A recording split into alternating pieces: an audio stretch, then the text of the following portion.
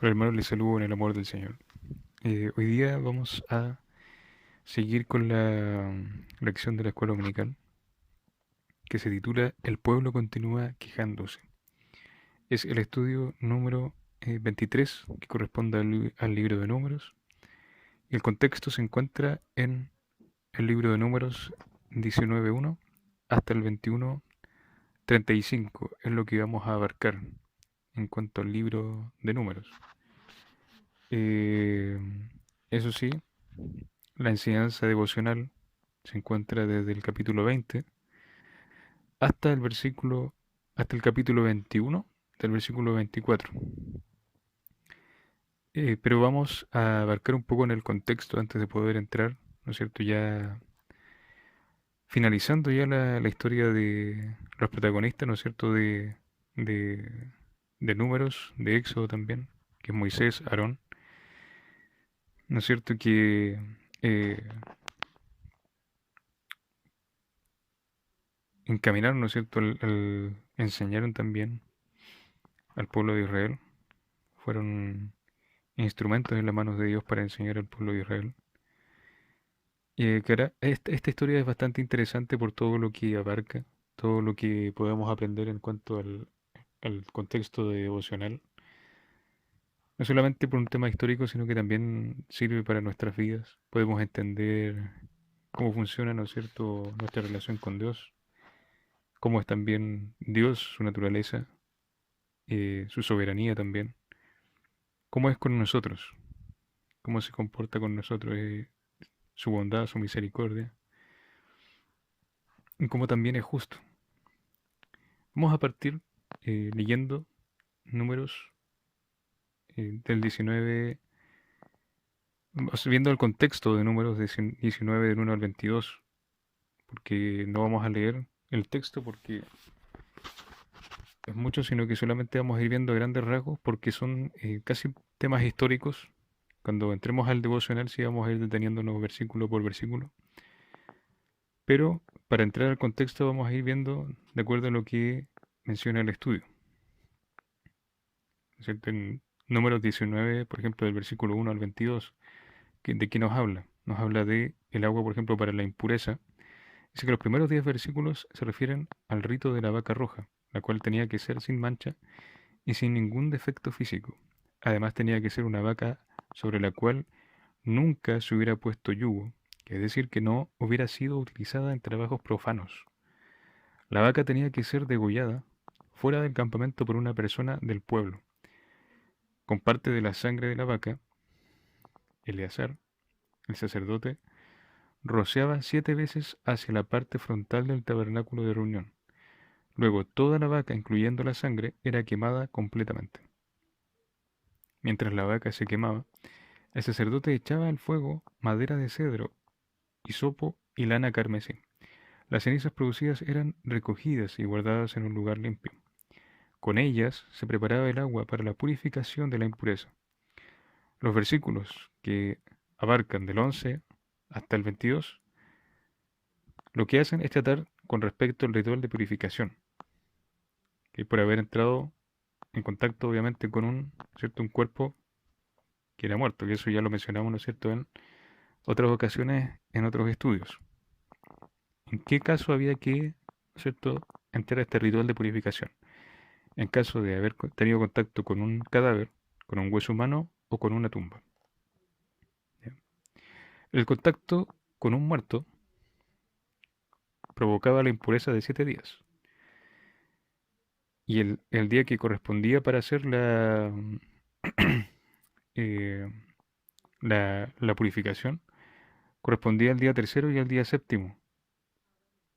O sea, dentro de los 7 días, el día tercero y el último día eran los días para hacer la purificación, que era una purificación con agua. Y si la persona no hacía, obviamente esta purificación, la persona era excluida de la comunidad. O sea, se le tomaba como una especie de paria. Acá también, lo que, de acuerdo a grandes rasgos, ¿no es cierto? Lo que vamos a ver en este estudio, es que María, Aarón y Moisés no pueden entrar en la tierra prometida. Y hay que entender que María, Aarón y Moisés eran hermanos, los tres. ¿Ya? Y que a lo que vamos a ver desde desde el versículo 1 al versículo 29 es lo que pasa con estos tres personajes. ¿Ya? Entre el capítulo anterior, ¿ya?, y el que vamos a ver ahora, existe un intervalo de 37 años. Y los incidentes que ocurren en el capítulo 20 se refieren al año 40, que corresponde a la peregrinación por el desierto. En el primer mes, el pueblo llega al desierto de Sin, el cual atravesaba todo el Negev y llegaba hasta la frontera de Edom. Después que muere María, el pueblo volvió a murmurar contra Moisés. Eso lo vamos a ver a continuación. Murmuró por escasez, ¿ya? Escasez de recursos. Todo esto incluso a pesar de que habían sido testigos de cómo Dios había sido con ellos. Em, También vamos a ver otras cosas, ¿cierto? Los errores, el error que comete Moisés con respecto a la reacción que tuvo, de acuerdo a cómo el pueblo reaccionó junto con él. Desde números 21, del 1 al 35, ¿cierto? Menciona que están errantes antes de cruzar el Jordán. ¿Cierto? En primer lugar, se menciona la victoria de Israel sobre el rey de Arad. Eh, También en ese mismo momento se menciona que Arad quedaba, ¿no es cierto?, en la región del Negev. En la actualidad se conoce Arad, un gran montículo que queda al este de Beerseba. Dice que en el versículo 4 se reanuda la narración que se interrumpe por el incidente de Arad. Los israelitas nuevamente se quejaron, ¿cierto?, por la falta de agua. Y bueno, ahí viene el castigo de Dios, que también lo vamos a mencionar en este mismo estudio más adelante. En el versículo 10 encontramos una serie de lugares por los cuales el pueblo de Israel pasó. En la actualidad es sumamente difícil encontrar, localizar todos estos lugares o sitios, ¿cierto?, que menciona aquí la Biblia. Eh, bueno, acá menciona una serie de lugares, ¿no es cierto? Si quieren adentrar un poco más, de acuerdo al tema, ¿no es cierto?, mapa geográfico o localizaciones. En la actualidad, ¿no es cierto? Acá menciona que Obot probablemente quedaba al sudeste del Mar Muerto. De allí pasaron a Iye Abarim, frente a Moab, llegaron a Seret, al sudeste del Mar Muerto. Después acamparon al otro lado de Arnón, que es un torrente que va desde la meseta de Transjordania hasta su desembocadura en el Mar Muerto. Tenemos que entender que todo lo que mencionan en estos libros, ¿no es cierto?, suceden en el contexto, o a veces uno puede confundirse un poco porque hay que entender que habían pueblos que muchos cerraban el paso o muchos tenían terrenos tomados. Por lo tanto, no permitía que el pueblo de Israel pudiera avanzar derecho, porque de haber tenido el terreno libre quizás habrían demorado menos. Pero como habían terrenos grandes, ¿no es cierto?, o grandes pueblos, grandes ciudades, ¿no es cierto?, el pueblo de Israel tenía que a veces rodear o dar vuelta por otro lado, o atravesar por montañas, o tomar otras rutas para poder llegar hasta la tierra prometida, cosa que le llevó mucho más tiempo del que lo habían hecho si a lo mejor habían pasado derecho. También lo vamos a ver en esta ocasión, qué es lo que pasa y una circunstancia que ocurre junto con un rey de un pueblo extranjero. Pero es sumamente difícil encontrar esas localizaciones, puesto que ninguna de esas, obviamente, ciudades o pueblos, o incluso en cuanto a situación topográfica y geográfica, ya no es lo mismo. O sea, todas las montañas, todo ha sido alterado. Muchas, pocas, o sea, muy pocas cosas quedan de lo que había en ese tiempo. También hay otros reinos, otros pueblos ahora, otras culturas que tomaron también ese terreno y que hoy también dificultan la investigación. Vamos a entrar al tema devocional que nos compete, que se encuentra en el capítulo 20, desde el 3 al 12. ¿ya? Nos vamos a ir deteniendo en los versículos, ¿no es cierto?, que vamos a ir estudiando, ya que nos compete a nosotros estudiar, que es el 3, el 4, el 11 y el 12 con respecto al capítulo 20. Insisto, ¿no es cierto?, como en todas las clases, que si usted desea leer el capítulo completo, puede hacerlo para entrar en contexto. Acá igual nosotros vamos a ir leyendo algunos versículos extra, no vamos a ser tan específicos en cuanto a al estudio, de aislarnos igual en la lectura. Vamos a ver igual otros versículos para apoyar lo que estamos viendo. ¿Ya? Vamos a dar lectura en el capítulo 20 para entrar. Lo que dice, versión Reina Valera 60, dice agua de la roca, así se titula el capítulo. El versículo 1 dice: Llegaron los hijos de Israel, toda la congregación, al desierto de Sin, en el mes primero, y acampó el pueblo en Cades, y allí murió María, y allí fue sepultada, que es lo que les estaba leyendo hace un rato, de acuerdo al contexto, ¿no es cierto?, de lo que aparece en el capítulo 20. El versículo 2: Y porque no había agua para la congregación, se juntaron contra Moisés y Aarón. 3: Y habló el pueblo contra Moisés, diciendo: Ojalá hubiéramos muerto cuando perecieron nuestros hermanos delante de Jehová. ¿Por qué hiciste venir la congregación de Jehová a este desierto, para que muramos aquí nosotros y nuestras bestias? ¿Y por qué nos has hecho subir de Egipto, para que traernos a este mal lugar? No es lugar de sementera, de higueras, de viñas, ni de grandes, ni de granadas, ni aun de agua para beber.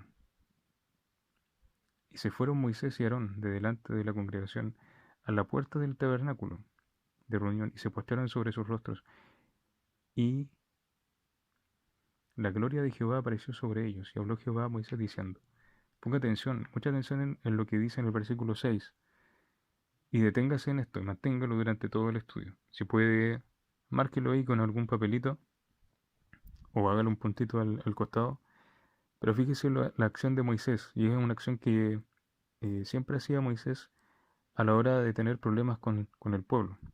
Fíjese, dice: se fueron Moisés y Aarón de delante de la congregación, se apartaron a la puerta del tabernáculo de reunión, y se postraron sobre sus rostros, y la gloria de Jehová apareció sobre ellos. Y habló Jehová a Moisés diciendo: Toma la vara y reúne la congregación, tú y Aarón tu hermano, y hablad a la peña a vista de ellos, y ella dará su agua. Y le sacarás aguas de la peña, y darás de beber a la congregación y a sus bestias. Entonces Moisés tomó la vara delante de Jehová, como a él le mandó. Y reunieron Moisés y Aarón a la congregación de delante de la peña, y les dijo: Oíd ahora, rebeldes, ¿os hemos de hacer salir aguas de esta peña? Entonces alzó Moisés su mano y golpeó la peña con su vara 2 veces, y salieron muchas aguas, y bebió la congregación y sus bestias. Y Jehová dijo a Moisés y Aarón: Por cuanto no creísteis en mí, para santificarme delante de los hijos de Israel, por tanto, no meteréis esta congregación en la tierra que les he dado. Estas son las aguas de la rencilla, por las cuales contendieron los hijos de Israel con Jehová, y él se santificó en ellos. Entonces, en el capítulo 20, partiendo, ¿no es cierto?, desde el versículo 1, nos habla un poco, ¿no es cierto?, de el paradero, ¿no es cierto?, del pueblo de Israel, hasta qué parte llegaron y dónde tuvieron que acampar. También nos habla que María, ¿no es cierto?, muere. Y hay que entender que en Acerot, María fue contaminada con lepra, debido a la murmuración contra Moisés. Pero en el versículo 3, ¿ya? El versículo 1 al versículo 2 nos da a entender esas dos partes. El paradero del pueblo de Israel y lo que pasa con María. Pero en el versículo 3 menciona, ¿no es cierto?, el pueblo de Israel, dice: Ojalá nos hubiésemos muerto. Lo más probable es que estas personas se estaban refiriendo a los incidentes anteriores, en los cuales muchos habían muerto, muchas personas del pueblo habían muerto, ya sea por diferentes motivos, ya puede ser hambre, generalmente correspondía, ¿no es cierto?, a al trato que Dios había hecho con el pueblo de Israel también. Entonces dice que este incidente ocurre después de la muerte de María, hermana de Aarón y Moisés. Hablamos de que María, ¿no es cierto?, fue contaminada con lepra y tuvo que ser recluida del campamento durante 7 días. ¿Qué pasa con el pueblo de Israel? No pudo avanzar. Eso también era un motivo, ¿no es cierto?, para el retraso del pueblo de Israel. Ya, no pudo avanzar debido a, dice que en 7 días no pudo avanzar, hasta que María haya quedado limpia de la lepra. Ya, o sea, se estancaron ahí porque María estaba recluida. Ya, ahora dice que en Cádiz, otra vez el pueblo detiene, ¿no es cierto?, su marcha, pero en este caso ya no era por la lepra de María, sino que era por su muerte. ¿Y qué pasa? Que también sobre ella recae el castigo de Dios. Y Dios había afirmado que, debido a su incredulidad, ninguno de la primera generación entraría a la tierra prometida, excepto Josué y Caleb. ¿Dónde podemos encontrar esto? Lo encontramos en Números, capítulo 14, Números 14, del 26 al 35.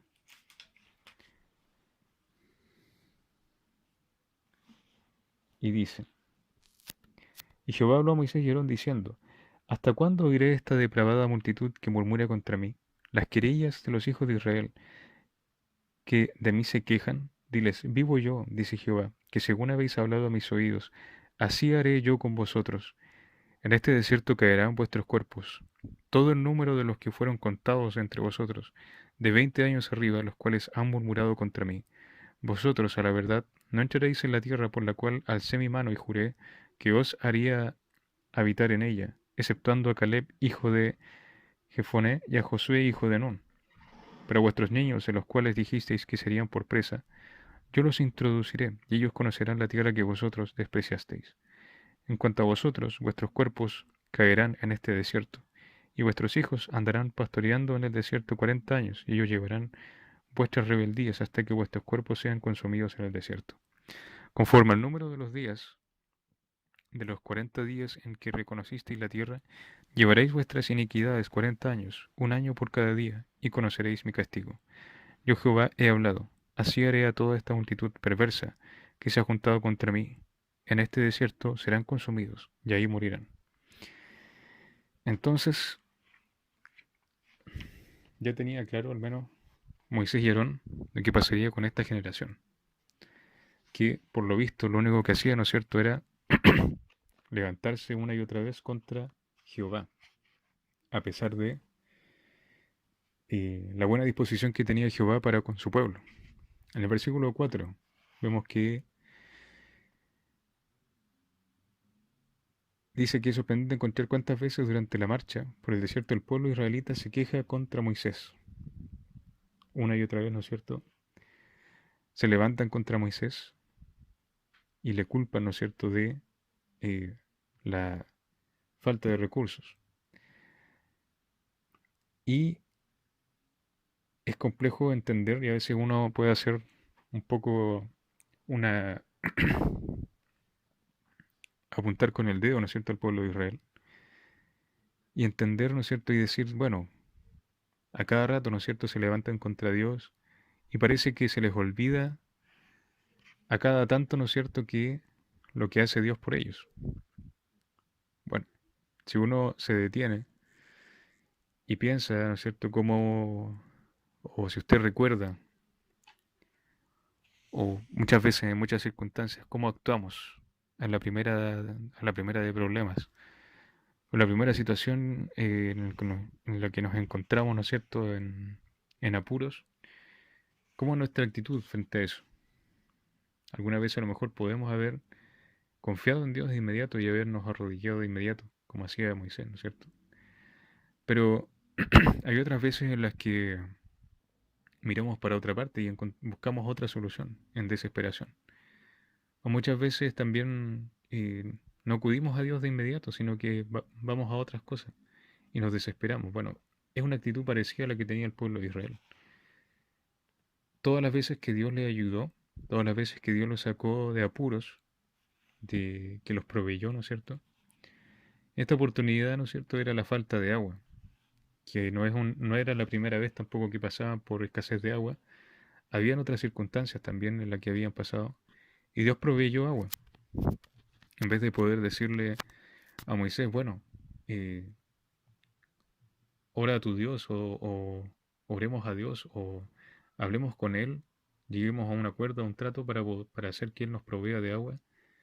En vez de hacer eso, todo lo hacían de mala manera y alegaban, se levantaban contra el líder, que era Moisés en este caso, y lo único que hacían era poder reprocharle, ¿no es cierto? Bueno, mejor hubiésemos muerto, ¿no es cierto? Como eh, nuestros, eh, nuestros hermanos, las personas que habían muerto anteriormente en el desierto, los que no habían podido llegar hasta ese punto en el pueblo de Israel.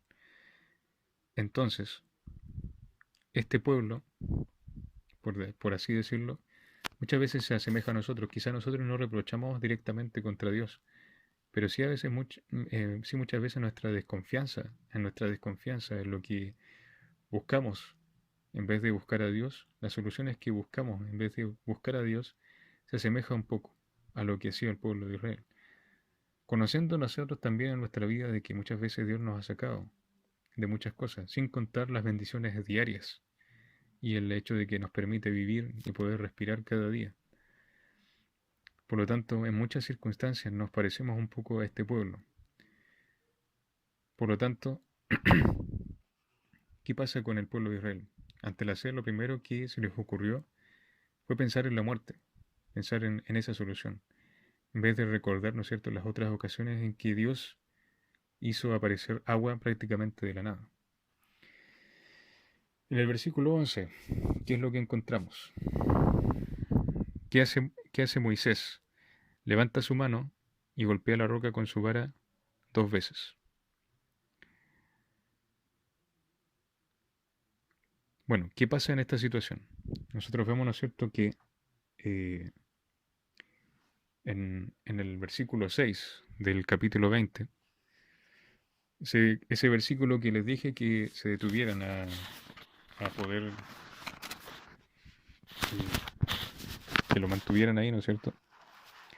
Bueno, ¿qué sucede con este versículo? ¿Qué pasa? Moisés hace un acto, ¿no es cierto?, que es un acto que deberíamos hacer todos. Se postraron ante Jehová. O sea, la primera de problemas es algo que Moisés hacía muy bien, ¿no es cierto? La primera de problemas con el pueblo de Israel, la primera de circunstancias que hacía Moisés, se apartaba de inmediato. O sea, ni siquiera les daba una respuesta o muchas veces ni siquiera les mencionó algo, sino que muchas veces se apartaba simplemente y se postraba delante de Jehová, junto con Aarón. En este signo de, bueno, el único que, al primero que le tengo que pedir la ayuda es a Dios. O sea, Dios me está guiando en esta misión, en esta situación. Y al primero que le pido ayuda es a Dios. Pero ¿qué sucede? Hay un giro en esta historia. Hay un-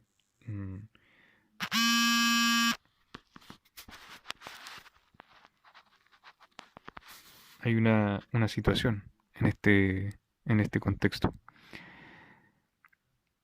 En el versículo 11 encontramos qué es lo que pasa. Dice que Moisés levanta su mano y golpea la roca con su vara 2 veces. Pero ¿qué ordenó Jehová a Moisés? Solamente él tenía que hablar a la roca en el versículo 8. Pero ¿qué hace Moisés? Moisés no habla a la roca, sino que la golpea 2 veces. Desobedeció la orden de Jehová. ¿Y cuál es el pecado aquí? ¿Qué es qué es lo que hizo mal Moisés? Lo que pasa es que acá hay dos dimensiones. Por una parte, podemos encontrar que el pecado puede que esté relacionado con la cólera, ¿no es cierto?, que se apodera de Aarón y Moisés. Ya cuando consideramos el versículo 10, uno se puede dar cuenta, ¿no es cierto?, que las palabras de Moisés, en lo que él dice, demuestran ira y sarcasmo. ¿Ya? Si leemos el versículo 10, dice, y reunieron Moisés y Aarón, dice, a la congregación delante de la peña y les dijo, oíd ahora, rebeldes, os hemos de hacer salir aguas de esta peña. Entonces lo que él dice ya denota como ira, denota sarcasmo, debido a que ya estaba también cansado de la actitud del pueblo de Israel. Pero esto no justifica, ¿no es cierto?, la actitud de Moisés. ¿Y cuál es la otra dimensión? La otra parte que encontramos, ¿no es cierto? Lo que pudo haber resultado es que Moisés tampoco da gracias a Dios por el suministro de agua. O sea, a pesar de que golpea la peña 2 veces, ¿cierto? Brota agua, pero esta agua no era como el agua anterior, ¿no es cierto? Que había brotado de acuerdo a a la obediencia de Moisés. Esta era diferente, ¿ya? O sea, para empezar, no lo hizo de buena manera. A pesar de haber buscado a Dios, sintió tanta ira en su corazón y tanto cansancio que lo que hace al final es cometer este error. Entonces, en vez de ser una ocasión de gozo y demostrar el poder de Dios sobre la naturaleza, fue un momento, ¿no es cierto?, de amargura y de reproche. Y también Dios estaba mostrando bondad a pesar de la infidelidad del pueblo. O sea, volvamos a lo que dice el capítulo 14, las características de un pueblo depravado, que no obedecía a Dios y que murmuraba delante de Dios y que al final se ganó el no entrar a la tierra prometida. A pesar de vagar, a pesar de sacar de la tierra de Egipto, era un pueblo rebelde que no estaba dispuesto a seguir a Dios. En el versículo 12 dice que Moisés y Aarón debieron ser ejemplo de obediencia, fe, mansedumbre y paciencia para el pueblo rebelde e incrédulo. Pero en esta ocasión, llevados por el enfado, no glorificaron a Dios con sus actos. Y eso, el actuar de esa manera, les priva la bendición de entrar a la tierra prometida. El Señor les dijo, pero por eso vosotros no introduciréis esta congregación en la tierra que les he dado. Y por lo que vemos, ¿no es cierto? Es una situación lamentable. Imagínense vagar por 40 años, soportando al pueblo de Israel, por el desierto, que no es un clima agradable, sufriendo, ¿no es cierto?, las penalidades, ¿no es cierto?, a medias, porque igual Dios los cubría, Dios les proveyó de agua, Dios les proveyó de alimento, de sombra, les dio cuidados, les dio protección. Entonces, solamente pudieron llegar al borde, ¿no es cierto?, de la tierra que Dios había prometido dar a Abraham. ¿Ya? Entonces, lo que nos enseña acá es que, eh, a pesar de, ¿no es cierto?, de estar al mando, a pesar de ser el líder, ¿no es cierto?, y de prácticamente llevar un camino, ¿no es cierto?,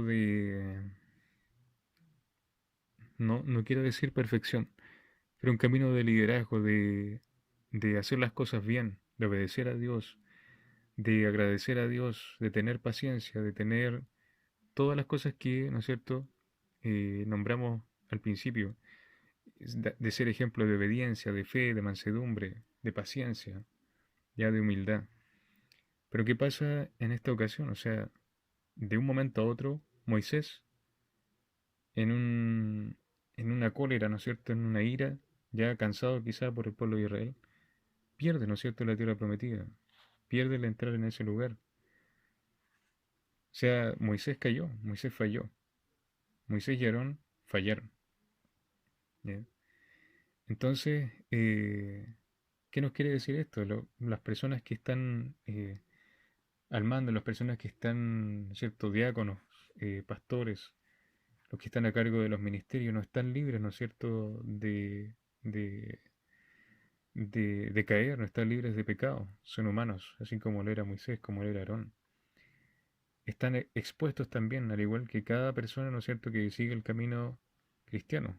Aún así, aunque esté muy alto, aunque haya alcanzado muchas cosas, muchos logros, muchos estudios, aunque esté en una relación con Dios, ¿no es cierto?, tiene que estar, mantenerse, mirar, mantenerse firme, ¿ya? Y no caer, como lo que le pasó a Moisés y Aarón. ¿Qué pasa con Aarón? Dice que Aarón muere en el monte Hor, y Moisés, ¿no es cierto?, continuará por un poco más de tiempo al frente del pueblo. ¿Qué pasa con Moisés? Solamente llega a las puertas de la tierra prometida, ¿ya? Y menciona que también hay muchos lugares que son difíciles de ubicar. La segunda parte del estudio lo encontramos en Números 21, del 5 al 9. ¿Ya?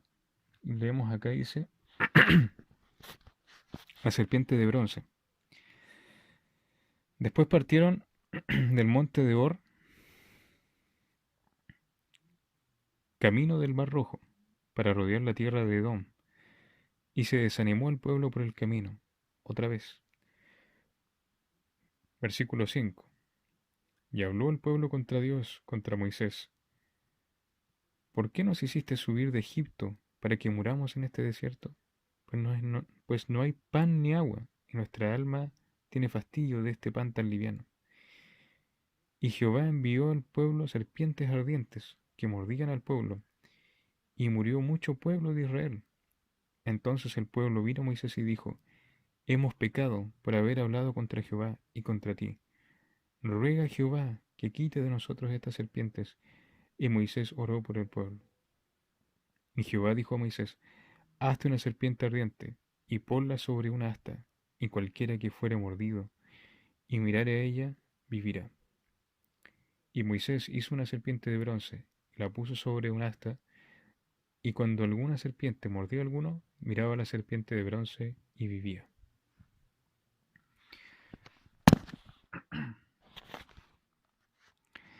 En el versículo 5, ¿ya? Dice que, y habló el pueblo contra Dios y contra Moisés. ¿Qué pasaba con el pueblo otra vez, no es cierto? De nuevo se están quejando, pero esta vez la queja se debe a la ruta que tuvieron que seguir. ¿Qué pasaba? Que los edomitas, ya, que era un pueblo profano, no permitió que los israelitas pasaran por ese territorio y se vieron obligados a rodear la tierra, ¿no es cierto?, de Edom, la tierra de los edomitas. Esto significaba caminar por más tiempo a través del desierto, y eso le hizo que se demoraran más. Fue tal el descontento que la gente menospreció el alimento que Dios les estaba proveyendo. En este caso, los israelitas, de cierta manera, uno como ser humano, claro, se puede entender, ¿no es cierto?, el descontento que tenía. Pero le faltaba visión, le faltaba confianza en Dios, le faltaba fe, saber que, bueno, el mismo nombre lo decía, ¿no es cierto?, la tierra prometida. Nos vamos camino a la tierra prometida. Quizá el camino es arduo, vamos a tener que, ¿no es cierto?, llegar, sufrir el calor, quizá el cansancio, pero Dios les estaba proveyendo. Y Dios nunca dejó de proveer al pueblo de Israel. Pero aún así seguían sin agradecer. Querían todo de inmediato, querían todo rápido. Entonces, en vez de estar agradecidos por la provisión de Dios, ¿qué hacen los israelitas? Se quejan, diciendo, nuestra alma está hastiada de esta comida miserable. El versículo 6 dice, Jehová envió entre el pueblo serpientes ardientes. Ya. Hay otras traducciones que nos hablan de serpientes venenosas. Y el nombre de serpiente ardiente se debe a que la mordedura de la serpiente se asociaba con la sensación de fuego que producían muchas personas, ¿cierto?, que producía. O sea, la mordedura de la serpiente producía esa sensación de que la piel te quemaba, o que se quemaba, ¿no es cierto?, por dentro. Que es una descripción bastante acertada, ¿no es cierto?, con lo que provoca una mordedura de serpiente o lo que hace el veneno en la piel en el cuerpo de una persona, la sensación. Y dice que muchas personas murieron debido a las mordeduras de tales serpientes. En el versículo 7, ¿qué vemos? Dice, hemos pecado. ¿Ya? Acá nombra un ciclo que corresponde, ¿cierto?, que es el ciclo, ¿no es cierto?, que vela, que cumple todo ser humano que ha reconocido, ¿no es cierto?, que es pecador. Versículo 7 dice que el ciclo siempre es el mismo. ¿Ya? Encontramos también en el libro de Jueces rebelión, hay castigo, arrepentimiento y liberación. ¿Ya? Y el pueblo reconoce aquí su pecado y pide a Moisés que interceda por ellos. ¿Ya? Encontramos que el pueblo de Israel se encuentra siempre en ese ciclo, en ese constante ciclo. Se revela, Dios castiga, el pueblo se arrepiente y es liberado. ¿Ya? Es un constante ciclo que es continuo. ¿Ya? En sí, nosotros como cristianos podemos entender de que esto puede ser algo parecido en cuanto a que el pecado es un acto de rebelión contra Dios, es un acto de separación. Cuando nosotros pecamos, cuando decimos, bueno, hemos pecado, reconocemos, ¿no es cierto?, que nos separamos de Dios, decidimos cortar esa relación con Dios. Aunque usted diga, no, pero yo no he decidido voluntariamente. Cuando usted peca, cuando usted decide pecar, decide cortar esa relación con Dios. A veces nosotros pensamos que le hacemos mal a veces a las personas, o hay pecados que tienen un mal directo sobre nosotros, pecados que tienen malas consecuencias. ¿Ya? Entonces, esa rebelión, ¿no es cierto?, es un acto de separación con Dios. La rebelión en sí tiene una mala consecuencia en sí. Entonces, cuando vemos esa mala consecuencia en nosotros, podemos ver el arrepentimiento, vemos que nos hemos separado de Dios, y en eso viene el arrepentimiento. El arrepentimiento que trae liberación y podemos continuar, ¿no es cierto?, en esa libertad junto con Cristo, renovar, ¿no es cierto?, esa relación con el Señor. Entonces el pueblo reconoce ese pecado y pide a Moisés que interceda por ellos. En el versículo 8 y 9 vemos que el Señor ordena a Moisés hacer una serpiente de bronce, para que todo el que fuera mordido por una serpiente venenosa vea esa serpiente y pueda vivir. ¿Ya? Está de más decir que esa serpiente de bronce no tenía ningún poder obviamente en sí mismo. ¿Ya? Ella no fue, no sé, obviamente quien libró de la muerte a los que eran mordidos, sino que era Dios, era el poder de Dios. ¿Ya? Quien siguió obviamente mostrándose como un Dios de misericordia. Dios siempre provee una salida a cualquier situación, cualquier prueba, cualquier circunstancia que haya. Dios siempre muestra una salida. Nunca va a dejar, ¿no es cierto?, ahí en el agujero, ¿no es cierto?, de nuestro pecado, sino que siempre muestra una ruta, siempre muestra un escape para poder llegar a Él otra vez. Eh, en este caso, la serpiente, ¿no es cierto?, sirve para determinar el grado de confianza que la gente tenía en Jehová. Más adelante vamos a hablar más o menos de qué simboliza también la serpiente. En el versículo 21 y 22, después de rodear la tierra de Edom, los israelitas llegaron a la cumbre de Pisga, y ahora les tocaba atravesar la tierra de los amorreos. Ya piden a Sejón, que es el rey de los amorreos, que les permita pasar por ese territorio, pero tal como habían hecho con los edomitas, ya le prometen no caminar, ¿cierto?, por las viñas, obviamente por los campos, por los cultivos, no beber agua de sus pozos, solamente quieren pasar por esa ruta para poder cortar camino. Pero en el versículo 23, Sejón, ¿no es cierto?, que también como el rey de Edom, les niega el paso de los israelitas y, obviamente no contento con cerrarles el paso a los israelitas, reúne a su ejército y sale a combatir a Israel en el desierto. En el versículo 24, Dios protege al pueblo y le da la victoria sobre este enemigo, ¿no es cierto?, que se aprovecha de Israel. Los israelitas toman posesión de las ciudades de los amorreos, ¿ya?, en Esbón, capital del reino, y en todas las aldeas. Y ya hemos dicho, ¿no es cierto?, que Arnón es un torrente que va desde la meseta de Transjordania, hablando en temas geográficos, hasta el Mar Muerto, ¿ya? Y el Jacob es uno de los principales afluentes del Jordán y era el límite occidental del reino de Sejón con Amón, ¿ya? Y esto lo vemos, ¿no es cierto?, en el versículo 24, desde el 21 al 24, que es el del capítulo 21. Ahora, ¿cómo aplicamos, ¿no es cierto?, estas enseñanzas, ¿no es cierto?, a nuestra vida? Eh, en ninguna, como primer punto, ¿no es cierto?, nos menciona que las flaquezas de los grandes hombres de la fe también fueron castigadas por Dios. Ya ellos no tenían ningún privilegio extra. Realmente tenían el privilegio de ser guiados por Dios. Ese es uno de los máximos privilegios, pero también conlleva una responsabilidad grande, porque están de ejemplo y tienen que ser reflejos de la gloria de Dios, como lo fue Moisés. Moisés y Aarón pecan contra Dios y son castigados por este acto. ¿Ya? No pueden entrar a la tierra prometida, ese es el castigo. Y es importante ver que también, ¿no es cierto?, los grandes siervos de Dios siguen siendo humanos, personas que son líderes, ¿no es cierto?, de las iglesias, pastores, ¿no es cierto?, diáconos, maestros, personas a cargo de ministerio, siguen siendo humanos, ¿ya? Y están expuestos a tentaciones, están expuestos a caídas, a tropiezos. Pero, ¿qué es lo importante de todo esto? Es que Moisés, ¿no es cierto?, no se queda ahí. Imagínense que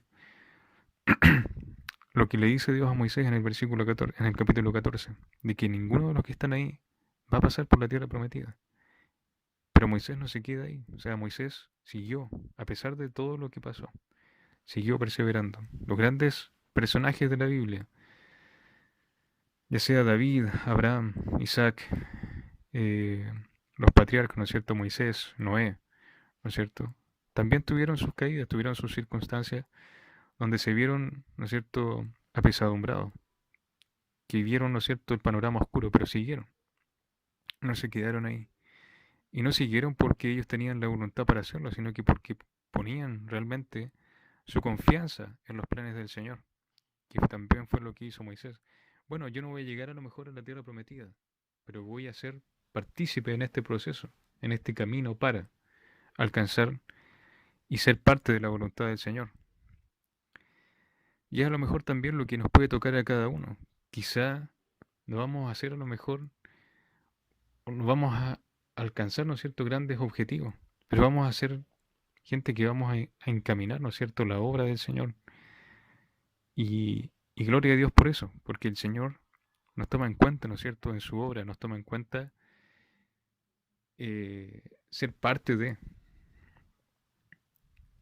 Y eso es lo que también podemos aprender de Moisés. No solamente el hecho de que podamos alcanzar el objetivo, sino que ya el ser partícipe dentro de la obra del Señor es un privilegio. Por lo tanto, yo creo que, de parte de Moisés, yo creo que él estaba pagado solamente con tener el privilegio de ser partícipe y de haber eh, sido tomado en cuenta por Dios a la hora de participar en su obra. Entonces los grandes personajes siempre dice volvieron a Dios y arreglaron su situación con Él. Y esto también nos sirve de ejemplo a nosotros.